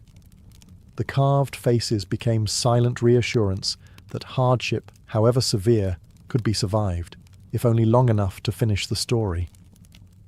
By the late 1930s, Mount Rushmore was visibly taking its final form. But the project was far from stable. Money remained uncertain, plans were constantly revised, and the mountain itself resisted easy completion. Granite cracked unpredictably. Details imagined on paper did not always translate cleanly into stone. The monument was beginning to reveal the limits of human control over nature, no matter how ambitious the design. At the centre of it all was Gutzon Borglum, still pushing relentlessly forward. Age and exhaustion were catching up with him, but he refused to slow down. Borglum continued to envision expansions, refinements, and symbolic additions that went well beyond the four faces. He wanted inscriptions, a hidden chamber, and historical texts carved into the mountain to explain the meaning of the monument to future civilizations. In his mind, Rushmore was not meant to be admired silently. It was meant to speak. Then, in 1941, Borglum died suddenly following surgery. The project lost its driving force overnight. Without his authority and personality, momentum collapsed. His son, Lincoln Borglum, took over supervision, but the era of grand ambition was over. The country was preparing for war. Resources were needed elsewhere. Patience for monumental art had run out. Work on Mount Rushmore officially ended later that same year, not because the monument was finished, but because it was finished enough. The faces were complete. The symbolism was legible. Further carving was deemed unnecessary and perhaps politically inconvenient. What remained undone was quietly forgotten. This abrupt ending shaped how the monument would be remembered. The public saw a completed vision, not a compromised one.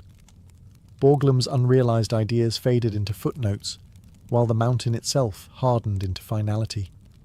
The absence of additional context, inscriptions, or explanations allowed the monument to function as a blank screen onto which viewers could project meaning. In many ways, Borglum's death mirrors the monument's deeper contradictions. Mount Rushmore presents itself as permanent and resolved, yet its creation was chaotic, incomplete, and dependent on one man's will. The monument looks timeless, but its story is fragile, shaped by circumstance as much as design. The mountain stands finished, but not whole. What remains is not exactly what was planned, but what history allowed. And that gap between intention and outcome is carved just as deeply as the faces themselves. Once the carving stopped, Mount Rushmore entered its second life. No longer a construction site filled with dust, ropes, and dynamite, it transformed into a symbol, carefully packaged, promoted, and absorbed into American identity. What had begun as a regional tourism project, and an artist's obsession, now became a national landmark, stripped of its messier origins and presented as timeless truth. Visitors arrived in growing numbers, drawn by postcards, photographs, and schoolbook images that framed the monument as inevitable rather than constructed.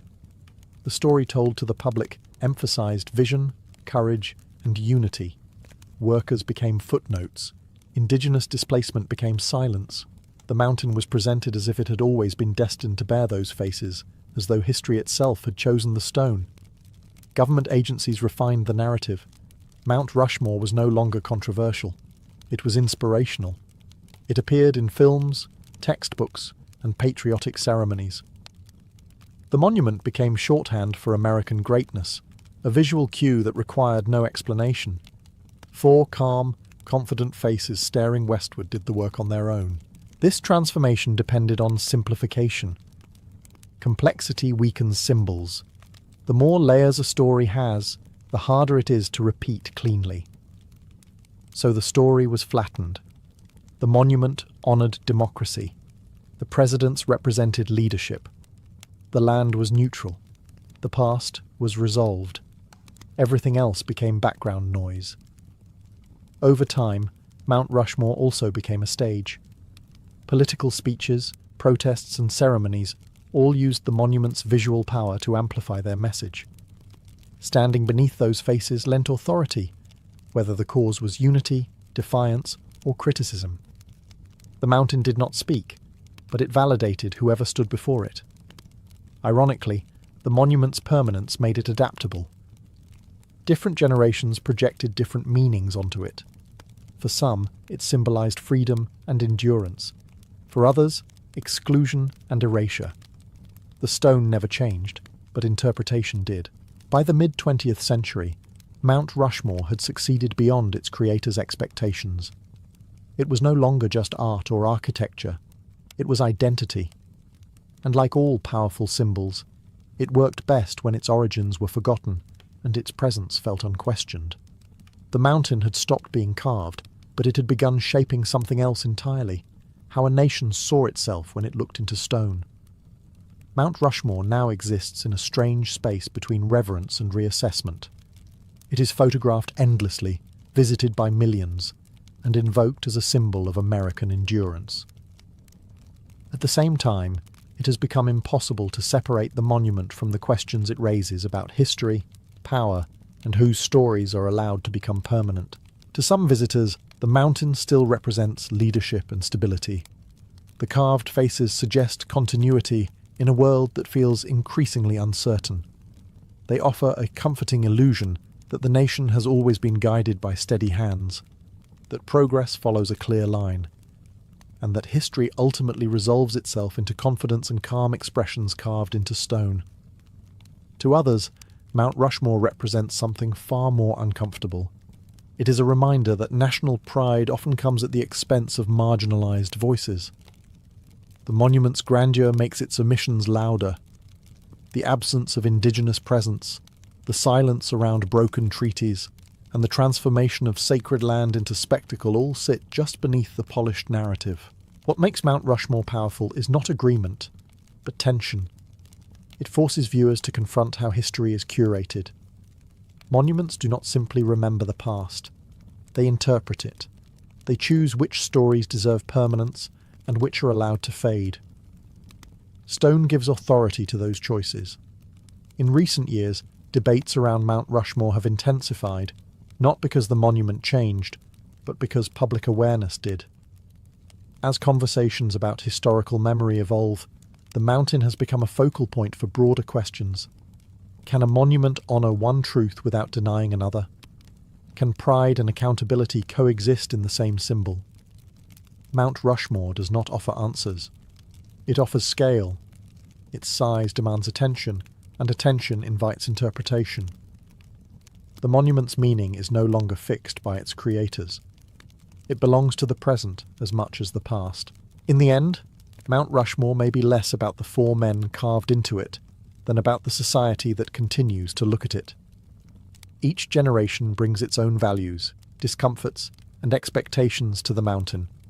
The stone remains unchanged, but its significance shifts with the people standing below it.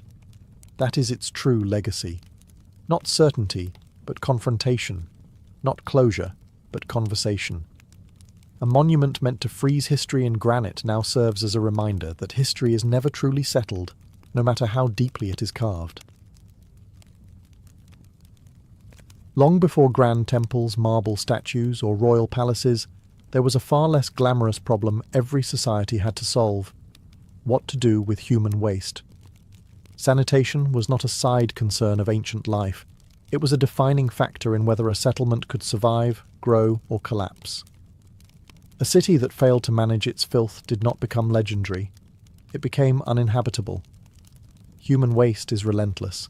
It accumulates daily, smells quickly, and spreads disease with remarkable efficiency. Ancient people did not understand bacteria, but they understood cause and effect. When waste lingered near homes or water sources, sickness followed. When it was removed, people lived longer. Sanitation, then, was one of the earliest forms of public health, even if no one called it that. As populations grew, the problem intensified. Small villages could rely on pits, fields, or distance. Dense cities could not. Crowded living meant shared air, shared water, and shared consequences. Managing waste became a collective responsibility, whether organised by rulers, priests, or local communities. Civilization, quite literally, depended on cooperation in dealing with the least dignified aspect of daily life. Sanitation also reflected social order. Who cleaned the waste, where it went, and how it was handled, revealed hierarchy and values. In many societies, managing filth was pushed onto the lowest classes, enslaved people, or marginalized groups. Cleanliness for some was built on labor and exposure for others. Sanitation systems were never neutral, they mirrored power. Beyond health, waste management shaped urban design. Streets, houses, wells and drains had to work together. A poorly placed latrine could contaminate an entire neighborhood. A blocked channel could turn a city into a breeding ground for disease. The success of ancient infrastructure was measured not just in monuments, but in how quietly waste disappeared from daily life. Importantly, sanitation influenced culture and behavior. Ideas about purity, pollution, privacy, and shame grew directly from how societies handled bodily functions. Some cultures emphasized communal facilities, treating waste as a shared problem. Others prioritized separation and concealment. These choices shaped attitudes that still exist today. When sanitation failed, consequences were swift. Epidemics, foul water, and population decline followed. Cities were abandoned, not because enemies attacked, but because living there became unbearable. In that sense, sanitation was more powerful than armies. It decided which places endured and which faded into ruins. To understand ancient civilizations, then, we must start not with their gods or rulers, but with their toilets, drains, and waste pits. Because before a society could build anything impressive, it had to answer one unglamorous question correctly. Where does the waste go? Long before Rome engineered aqueducts or medieval cities struggled with open filth, the cities of the Indus Valley were quietly solving sanitation with a level of planning that still surprises modern archaeologists. Around 4,000 years ago, places like Mohenjo-Daro and Harappa treated waste management not as an afterthought, but as a foundational principle of urban life. What makes the Indus Valley remarkable is not just that it had drains, but that sanitation was built into nearly every home. Houses were constructed with private latrines or washing areas connected to covered brick drains. Wastewater flowed out of homes into street-level sewer channels, which were carefully sloped to carry waste away from living spaces. These drains were not crude ditches. They were lined, covered, and regularly maintained. Even more striking was the standardization. Bricks were uniform in size, streets followed grid patterns, drainage systems aligned across neighborhoods. This suggests centralized planning and a shared understanding that cleanliness mattered to everyone, not just elites. Sanitation was not a luxury reserved for palaces. It was normal life. Access to clean water was equally important. Many homes had wells nearby, and wastewater was deliberately kept separate from drinking sources. This separation shows practical knowledge of contamination, even without scientific theory.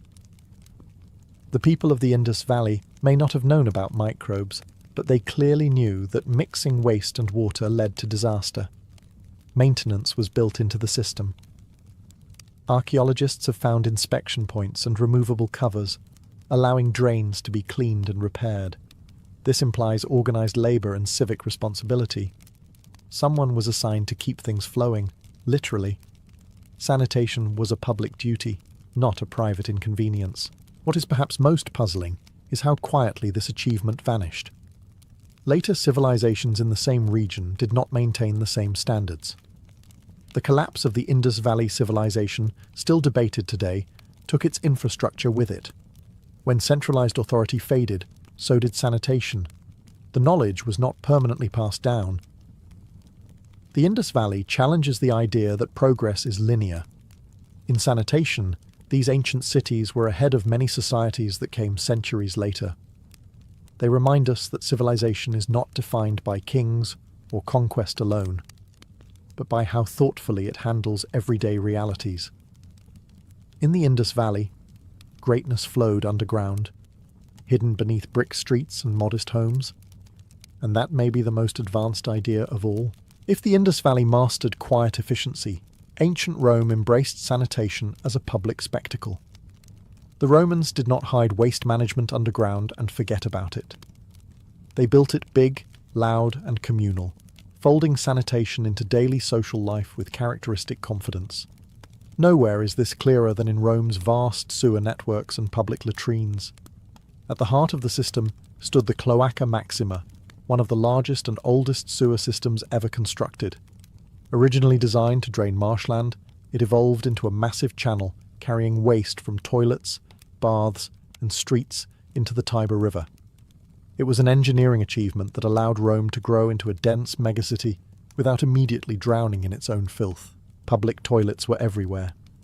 Long stone benches lined with circular holes sat above flowing water channels.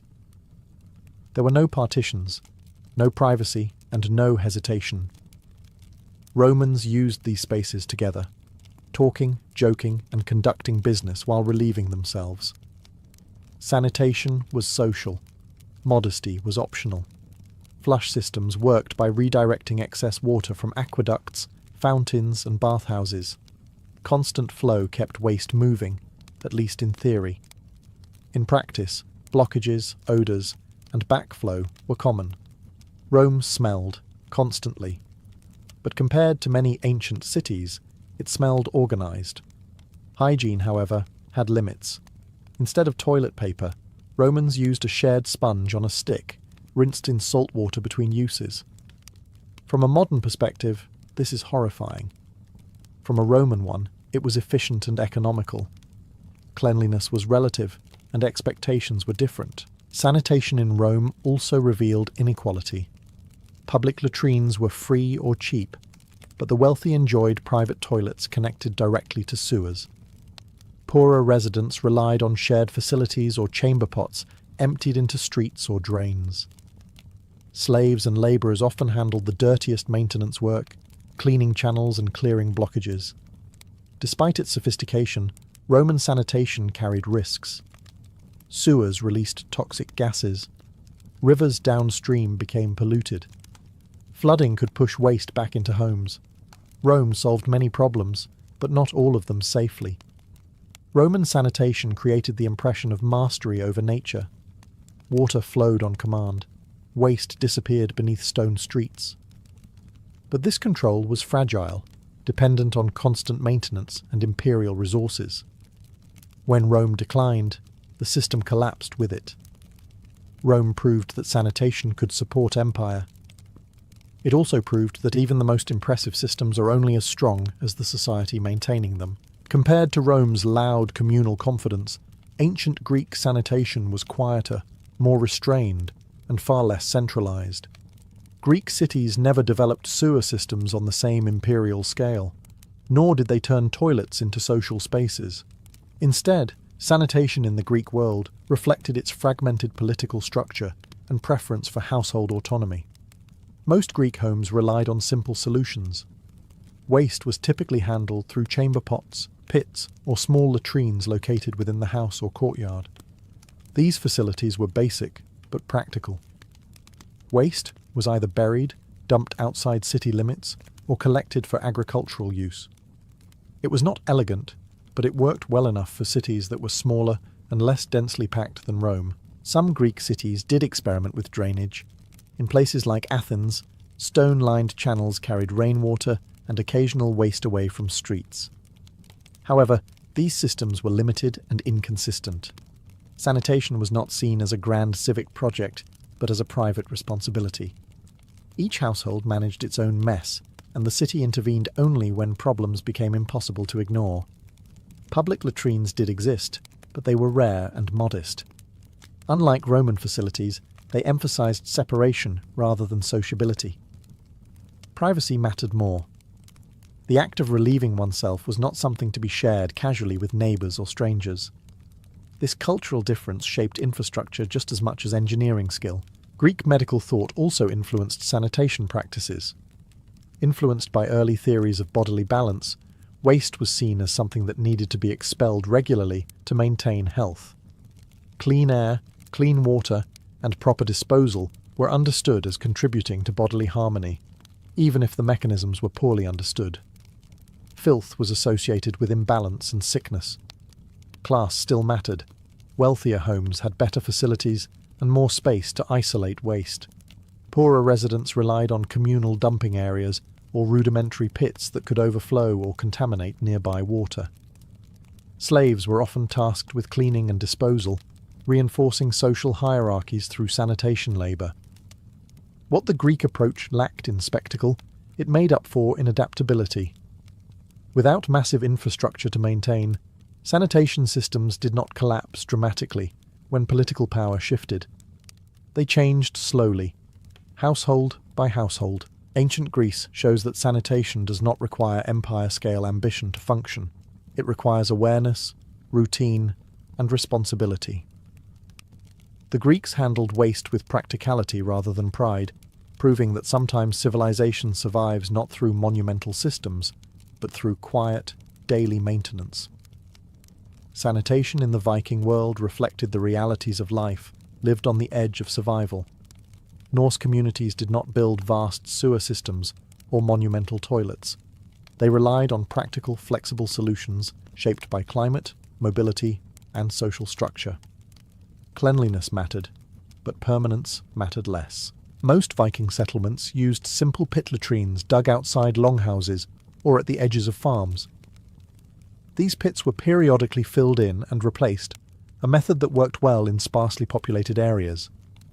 In towns such as Birka and Jorvik, archaeologists have found evidence of organised waste disposal zones, suggesting communal awareness even without advanced infrastructure. Inside homes, chamber pots were common, especially during harsh winters when stepping outside was dangerous or unpleasant. Waste was later dumped into pits, middens, or designated refuse areas. These middens became layered records of daily life, filled with food scraps, broken tools, animal bones, and human waste all mixed together. For modern archaeologists, they are treasure troves. For Vikings, they were simply practical dumping grounds. Unlike Roman or Greek societies, Vikings did not associate sanitation with civic pride or moral order. It was functional, not symbolic. However, personal cleanliness still carried social weight. Norse texts and burial goods suggest that grooming, bathing, and appearance were important. Weekly washing was common, and travellers often remarked that Norse people were unusually clean for their time. This contrast highlights an important distinction. Sanitation and hygiene are not the same thing. Latrines were also shaped by environment.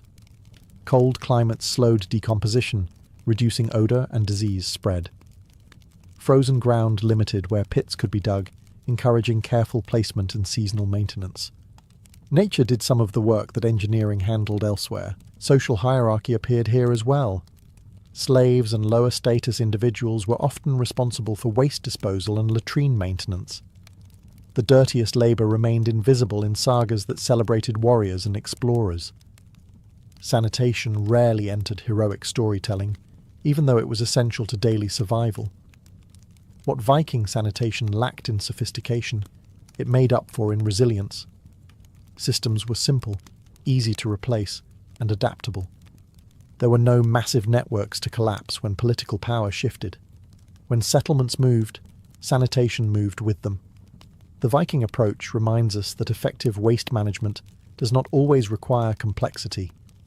Sometimes survival favours solutions that are humble, flexible, and deeply attuned to the land itself. In ancient China, sanitation was not just about removal, it was about reuse.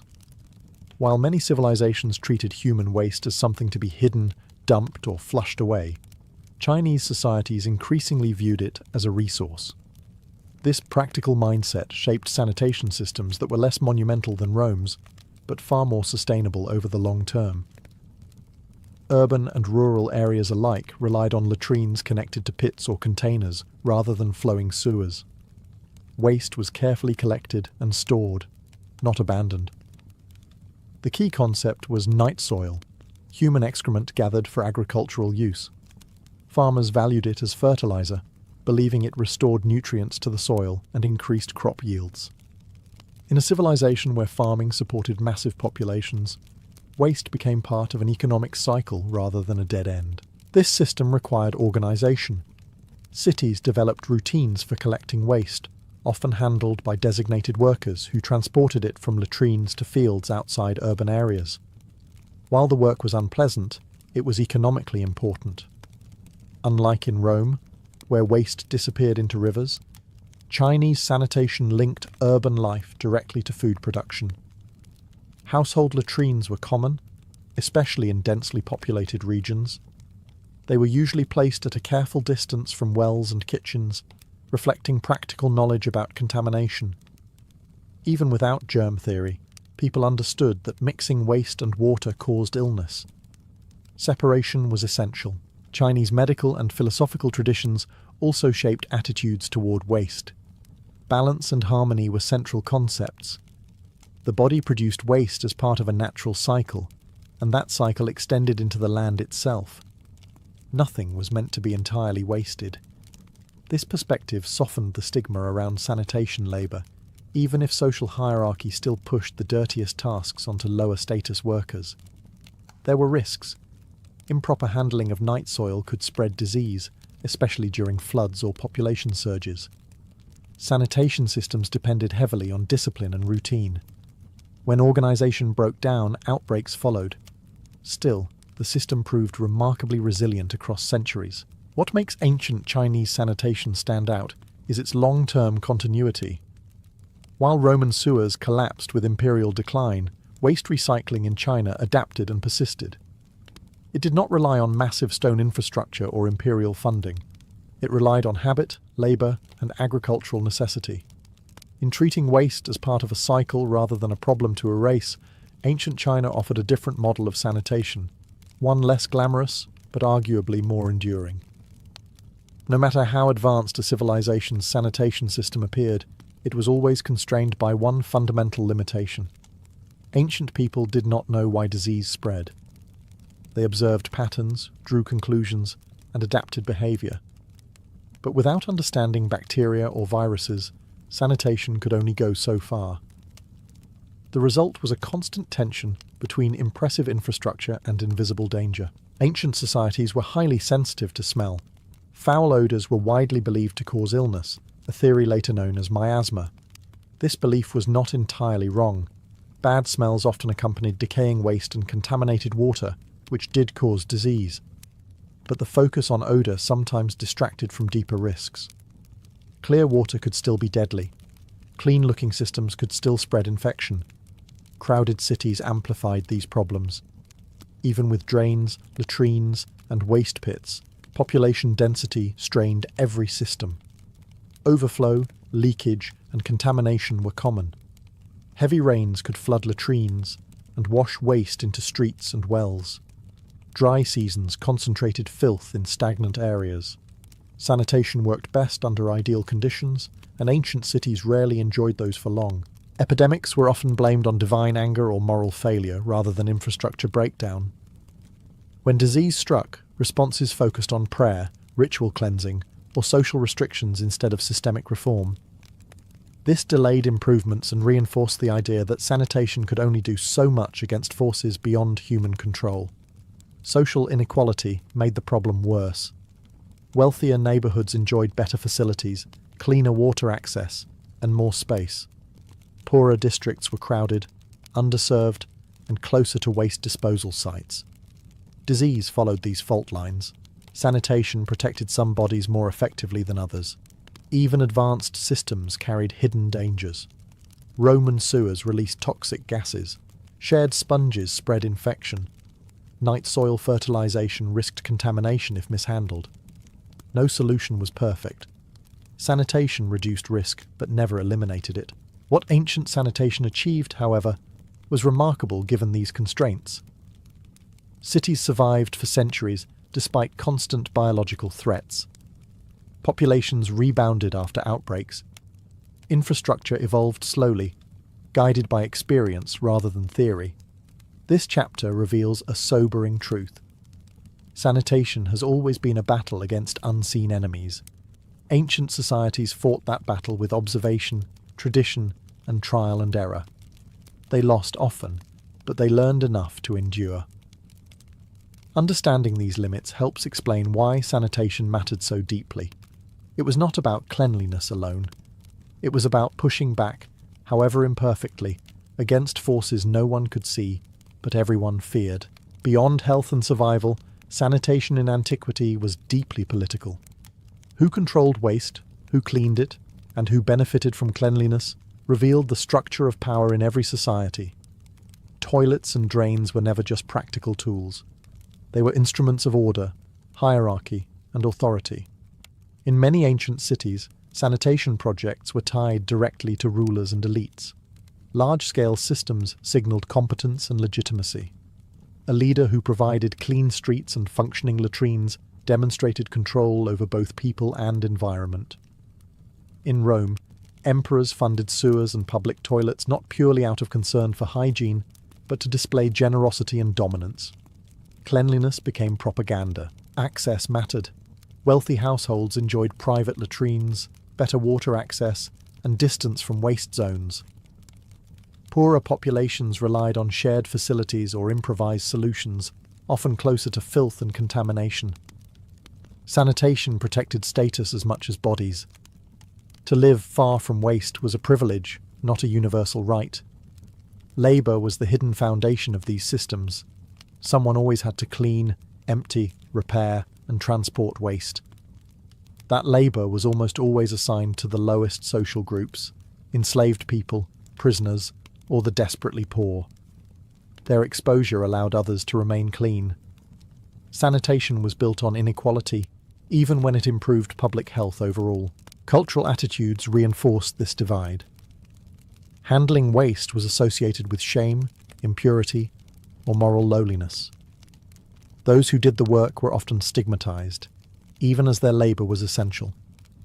This contradiction persisted across civilizations. Sanitation workers were necessary, yet socially invisible. Control over sanitation also meant control over space. Laws regulated where latrines could be built, where waste could be dumped, and who could access certain facilities. These rules shaped urban movement and behavior. They defined which areas were desirable and which were expendable. Filth was pushed outward, away from centers of power. Even religious ideas intersected with sanitation. Concepts of purity and pollution justified exclusion and hierarchy. Clean spaces were sacred or elite. Dirty spaces were profane or marginal. Waste became moralized, turning infrastructure into ideology. Understanding ancient sanitation this way reveals why it mattered so much. It was not simply about preventing disease. It was about organizing society itself. Who lived clean, who lived dirty, and who cleaned for others were decisions that shaped civilizations as surely as laws or armies. Sanitation did not just manage waste, it managed people. When we look back at toilets and sanitation in antiquity, it becomes clear that these systems tell us more about ancient societies than their monuments ever could. Palaces reveal who ruled. Temples reveal what people worshipped. But sanitation reveals how people actually lived, day after day, in close contact with one another and with the realities of the human body. Every civilization faced the same unglamorous challenge. Waste was unavoidable, constant, and dangerous if ignored.